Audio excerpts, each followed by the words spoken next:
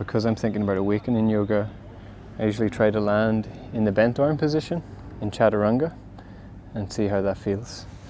So I'd be coming from the overhead salute at the top of the mat, down into the active squat, knees out in front, tall torso, hinging or reaching and then leaning the weight into the hands. At that point it feels quite heavy and the potential to be light on the feet. So up from the top, hands down, hinging, weight forward, chest is going forward, I'm looking forward, active legs out to the side, controlling the descent, bottom of the push-up, top of the push-up, knees, forearms, pull through, upward facing dog.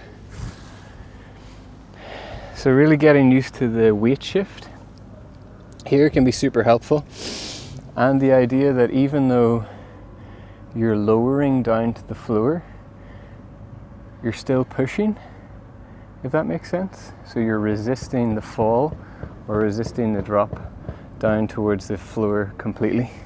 So again, coming from the overhead salute down into the active squat position, knees out, the intention of pushing, so I'll hinge, bending at the elbows, leaning forward, chest goes forward, active legs, moving out behind, landing in the bent arm position, push up, and then move through the rest of the vinyasa. You can practice those in little reps to get used to it. So every time you come up, maybe to the active squat, you can bend down, lean forward, shift back, rise up, bend down, lean forward, and then you can step back from there.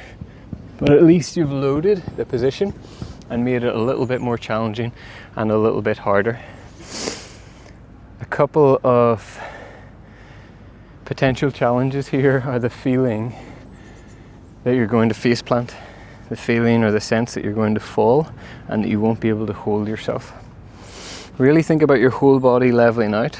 I know that sometimes I land with my hips a little bit up at the back, but with practice I can get around that.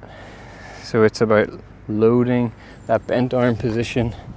So I'm falling down, shifting, weight forward, feet feel light, active through the legs, lengthening out, and then I've got the second half of the push-up.